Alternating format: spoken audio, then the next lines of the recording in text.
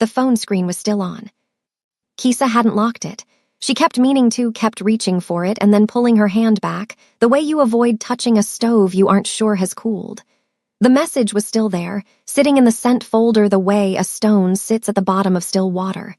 Patient, permanent, done. Hi, it's Kisa. I hate to ask this. I really, really hate to ask this. But I'm $7 short for groceries and I get paid Thursday. If you can't, I completely understand. I'll figure it out. She had meant to send it to Brianna. Brianna from her old program at University of Washington, the one who always said call me if you need anything in that warm, unguarded way that actually meant it. She had Brianna's number saved somewhere in the long, unorganized scroll of her contacts, saved years ago under Bry's school, and she had typed the first 3 letters in the search bar and pressed the first name that came up without her glasses on. She understood that now. She understood it, the way you understand things that cannot be undone. On the kitchen counter behind her, the bank app was still open on the cracked tablet she used for work. The balance had not changed since she last checked it 17 minutes ago. It would not change until Thursday. 74 cents. She had looked at it so many times in the last 3 hours that the number had stopped feeling like a number and started feeling like a judgment, small and precise and final, the way only true failures manage to be. She pressed her back against the kitchen wall and slid down until she was sitting on the linoleum. From the back bedroom, she could hear Zoe. Not crying, Zoe had moved past crying an hour ago, the way small children do when they've been hungry long enough that the effort of protest no longer seems worth it. What Kisa could hear now was quieter and worse than crying. The small, bewildered sounds of a 4-year-old talking to her stuffed rabbit, working something out, deciding something about the world. Kisa pressed the heel of her palm against her eye socket and held it there. She was a drafter.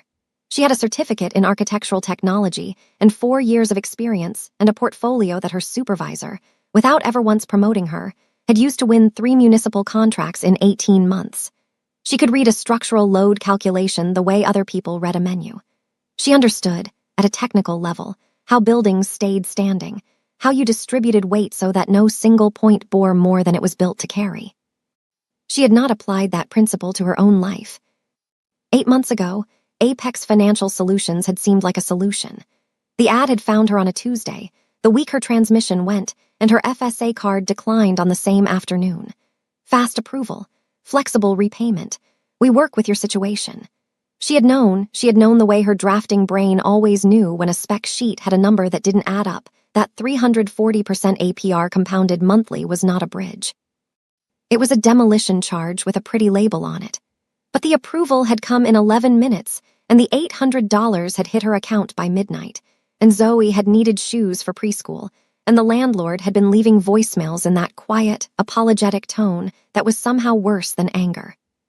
She had signed. 6 months of payments had not touched the principal.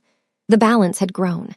And last week, the collector had stopped calling and started coming to the door, a wide man in a North Face jacket who stood in the hallway for just a beat too long when she said she needed more time.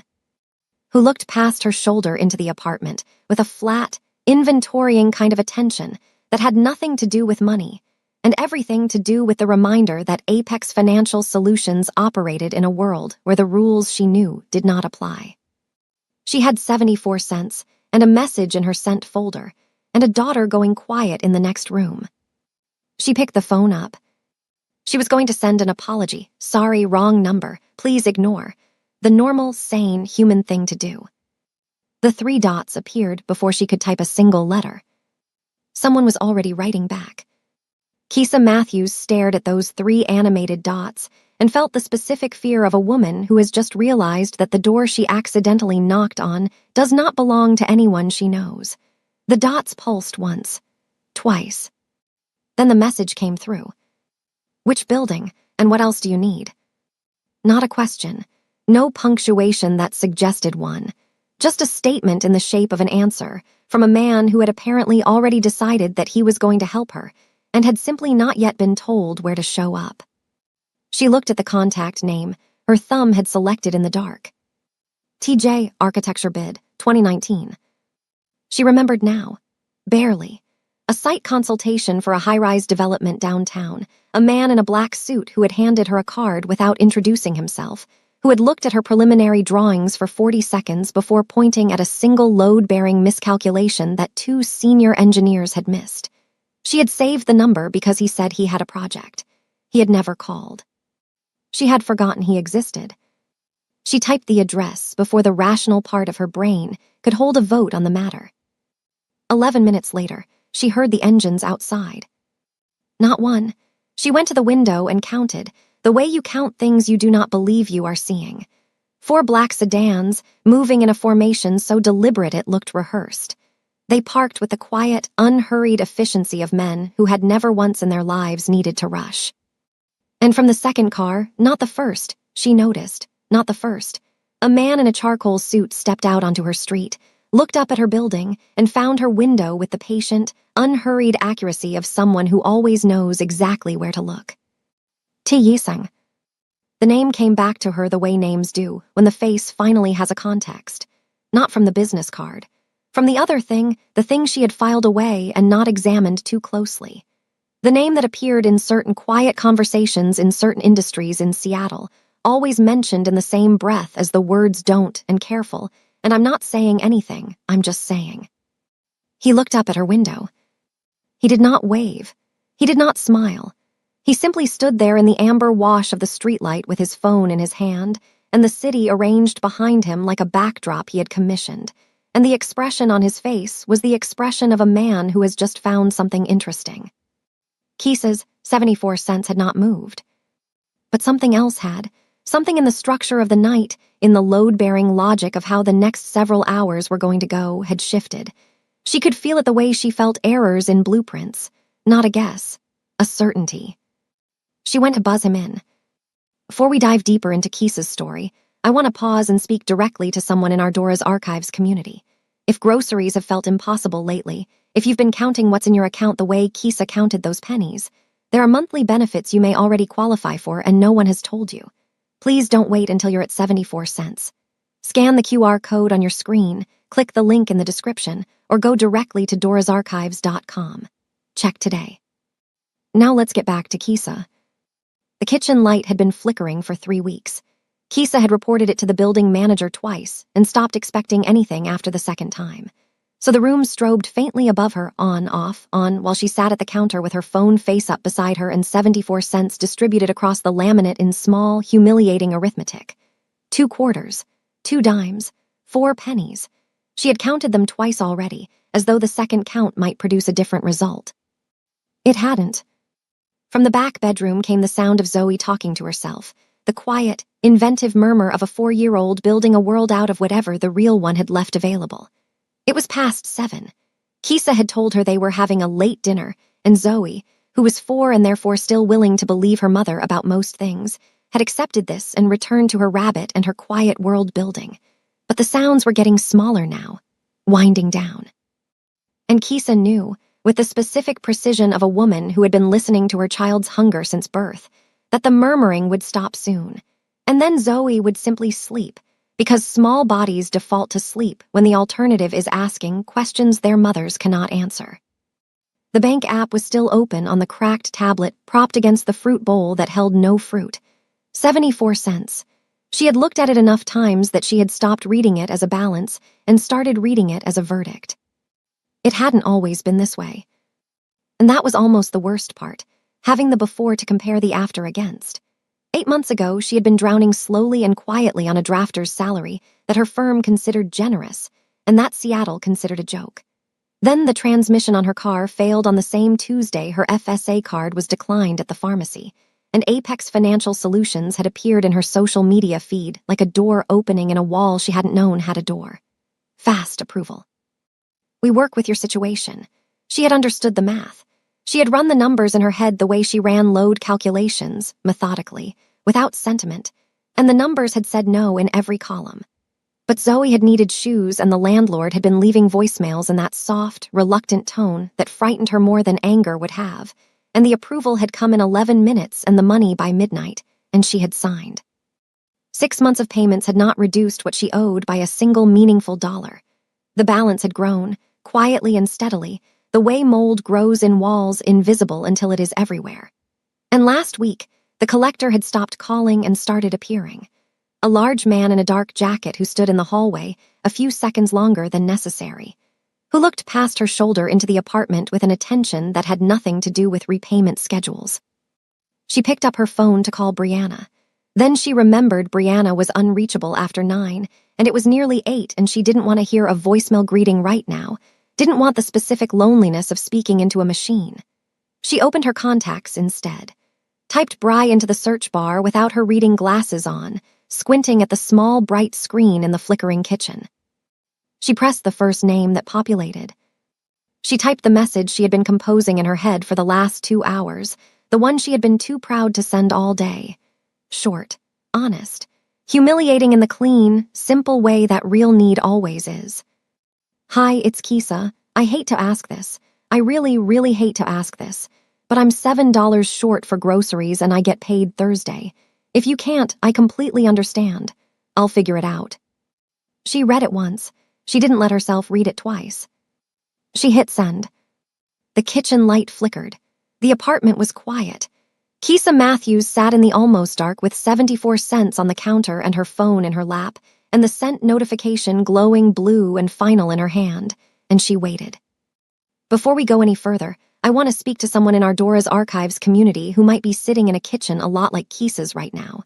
Many of you watching may qualify for monthly grocery benefits and don't even know it. You don't have to be at 0. You just have to check. Scan the QR code on your screen, click the link in the description, or go directly to dorasarchives.com. Someone on the other side of that link is ready to help. Now, let's get back to Kisa and find out who just received that message. She had expected many things when she pressed the buzzer. Awkwardness, maybe. The particular social discomfort of a stranger's charity delivered at close range. What she had not expected was silence. The specific, organized silence of men who move through spaces without disturbing them, who have made a discipline of taking up exactly as much room as they intend to, and not 1 inch more. Yiseng filled her doorway without crowding it. He was taller than she remembered from the site consultation 5 years ago, or perhaps the context made him seem so, a man who belonged in glass-walled boardrooms, standing in her narrow hallway with its peeling paint, and its flickering overhead, and its smell of old radiator heat. He had removed his jacket. The neck tattoo she had noticed briefly in 2019, and then professionally forgotten curled above his collar with the unhurried permanence of something that had never needed to apologize for existing. He looked at her the way he had looked at her load-bearing miscalculation all those years ago, not unkindly, but with complete, undecorated attention. He held up his phone. Her message was on the screen. Wrong number, Kisa said. It came out steadier than she felt, which was the only small mercy the evening had produced so far. Yes, he agreed. He did not say it like a problem.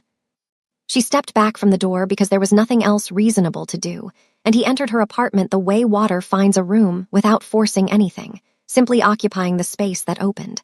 One of his men stayed in the hallway. The door closed. Yiseng stood in her living room and did what she had watched him do once before on a construction site. He looked at everything once, thoroughly, and then he was done looking and simply knew. His eyes stopped at the tablet on the counter. The bank app still open.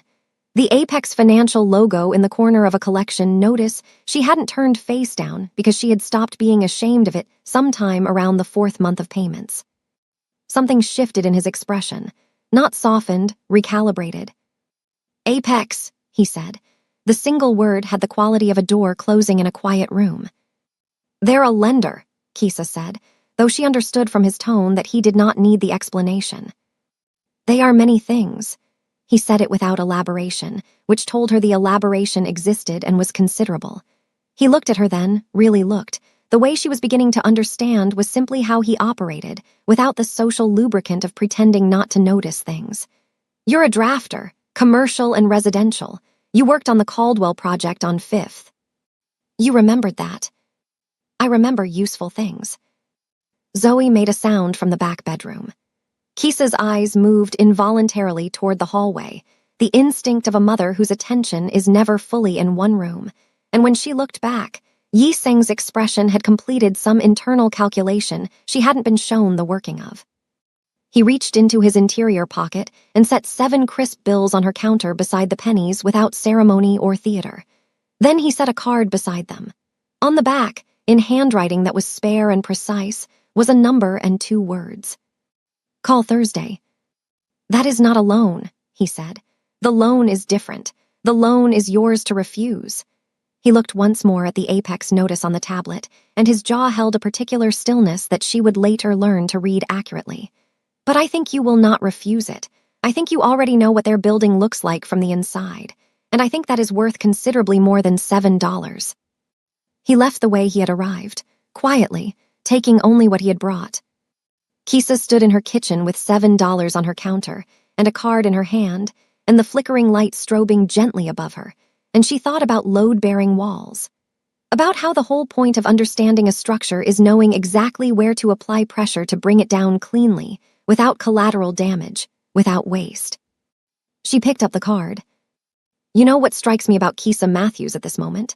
She never asked for help, not because help wasn't there, but because nobody told her she deserved it.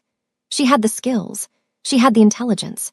She had been carrying everything alone for so long that asking for $7 felt like failure.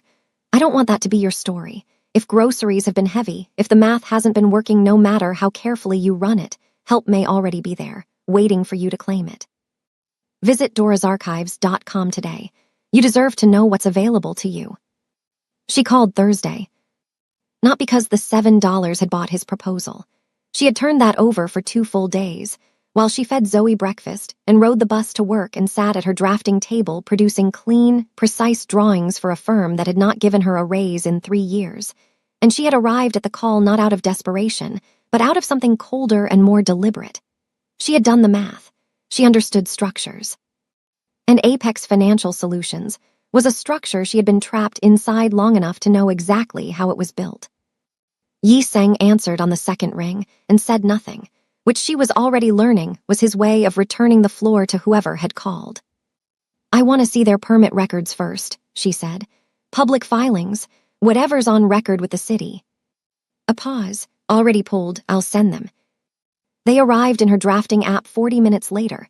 Building permits, occupancy filings, utility hookup records for the Apex headquarters on the western edge of Capitol Hill. A 9-story mixed-use tower, commercial floors 2 through 6, registered to a parent LLC she did not recognize. She opened a fresh layer on her tablet and began to work. The way she always worked, quietly and without announcing herself, letting the building tell her what it was. It told her quite a lot. The permitted floor plans and the actual utility load signatures did not agree with each other. The electrical draws on floors 4 and 5 were nearly double what the registered square footage of standard office operations would require. The ventilation modifications, filed as routine HVAC upgrades 18 months ago, were consistent with server infrastructure, not cubicle farms. And the secondary egress stairwell on the north face had been sealed in the remodel, which was both a fire code violation and, for anyone who knew what to look for, the architectural signature of a space that did not want unannounced visitors arriving from unexpected directions. She called Yiseng back. "Apex isn't just a lender," she said. "The operation on the upper floors is something else. The load profile looks like data infrastructure. Financial processing, maybe. High volume." She paused, because the next part required saying carefully. "The parent LLC on the permit filings, I ran it. It traces back to a holding company with addresses in 3 states and no visible business activity. That's not a lending company protecting its assets. That's a lending company being used as a front door." The silence on his end had a texture to it she had not heard before. "Send me the overlay," he said quietly. She did, all 7 annotated layers of it, entry points, blind spots, the load-bearing walls that could not be touched and the partition walls that could, the sealed stairwell and its exterior access panel that the remodel permits had somehow neglected to mention. She had color-coded the vulnerabilities in red, the way she always flagged structural risks on a blueprint. Force of habit. His response came 11 minutes later. Not a call, a message, 4 words. "This changes the timeline."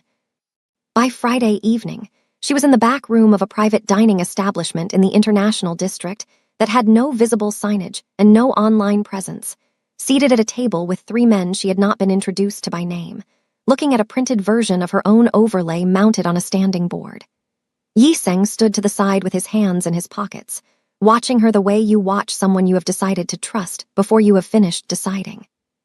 She walked them through it the way she had walked contractors through structural revisions, methodically, without hedging, pointing to each annotated section with the quiet authority of someone who has read a building so thoroughly it has nothing left to hide. The sealed stairwell, the north access panel, the server floors that Apex's public filings did not acknowledge and their legal exposure did not account for. The men at the table asked no unnecessary questions. When she finished, Yi-seng looked at her for a moment with that same complete, undecorated attention she had come to understand was the closest he came to paying a compliment. "Thursday night," he said. It was not a question, and she did not treat it as one. They gave her a headset and a folding table and a laptop loaded with her own overlays, and they put her in the back of a black SUV parked on the service road behind the Apex building with a direct line to Yi-seng's earpiece. No weapon. No role she had not agreed to.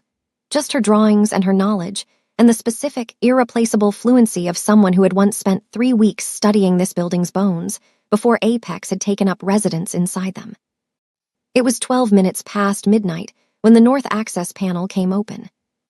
"You're in the service corridor," she said quietly, reading the position relay on her screen. 14 feet ahead there's a junction. The left branch looks like it goes to maintenance, but it dead ends at a sealed bulkhead. They bricked it in during the remodel and didn't update the signage. Take the right branch. A pause, then Yi-seng's voice, low and unhurried, the voice of a man for whom midnight operations were simply another kind of meeting. Right branch.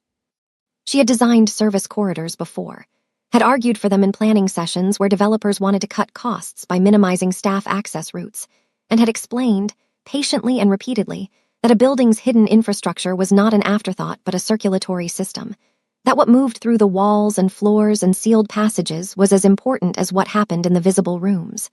She had never imagined the argument would matter to her like this, in this way, on this night. Stairwell access is 12 feet on your left. The door reads as locked on the permit drawings, but the latch mechanism was never upgraded when they sealed the north egress. It's a lever handle, not a card reader. It'll open. It opened. She tracked them up through floors 2 and 3 without incident, talking them past a cleaning crew with a reroute through the east utility passage she had flagged in red on layer 4, her voice steady and her eyes on the overlay, reading the building the way she read everything, not as a fixed object but as a system with logic, and therefore with predictable behavior, and therefore with solutions. Floor 4 was where the permit drawings had lied. "Stop," she said. Yi-seng stopped. "The wall on your right shouldn't be load-bearing according to the filed plans, but the electrical conduit running behind it, based on the utility draws I pulled, that wall is housing the primary server routing for whatever they're running up here. Don't touch it. Go around through the secondary office corridor, the one that bends north. It'll add 90 seconds. Understood." She listened to the soft sounds of movement and silence, and the occasional murmured exchange between Yi-seng and his men. And she thought about Zoe asleep at her neighbor Rhonda's apartment 2 miles away. And she thought about the collection notice on her tablet. And she thought about the man in the North Face jacket who had stood in her hallway looking past her shoulder. And she kept her voice even and her eyes on the screen, and she guided them through the dark like she had built the dark herself. Because she had, in every way that mattered tonight, she had. "You're at the server room door," she said. "Yes." "The access panel is on the left side, not the right. They flipped it during installation. It's not on any drawing I've seen, but the conduit routing told me. 4-digit code. Try the building's original occupancy year. Developers reuse it more than they should." A beat of silence, then the soft sound of a door releasing its seal. "Ms. Matthews," Yi-seng said, and there was something in his voice she had not heard before, not warmth exactly, but the specific register of a man who does not often encounter something that surprises him. "You are very good at this." She exhaled slowly in the back of the SUV and watched the position markers move steadily across her overlay toward the data archive she had flagged in layer 6. "I know," she said. Sometimes the help you never expected is the help that changes everything. Kisa didn't plan for any of this. She sent a text in the dark, and the whole trajectory of her life shifted. And I think about that when I think about someone in our community who hasn't checked yet, who doesn't know what's available to them. The help is real. The benefits are real, and you don't have to be at rock bottom to deserve them. Scan the QR code on your screen, click the link in the description, or go directly to dorasarchives.com. Let tonight be the night something shifts for you too. The news broke on a Saturday morning. Kisa was making pancakes, real ones, with butter and the good syrup Zoe had been asking about for weeks, when the alert came through on her tablet. Apex Financial Solutions. Federal authorities execute search warrant amid fraud investigation.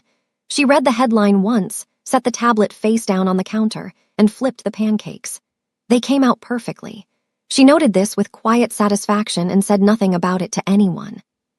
The full story emerged over the following week in the careful, incremental way that institutional collapses always do, each news cycle adding another layer of what had apparently been operating inside Apex's respectable exterior for years.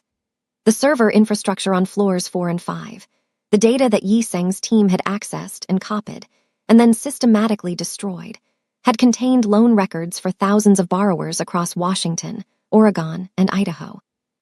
Fabricated interest calculations, inflated principal balances, collection protocols that a federal prosecutor would later describe in a press conference as coordinated financial predation targeting vulnerable communities.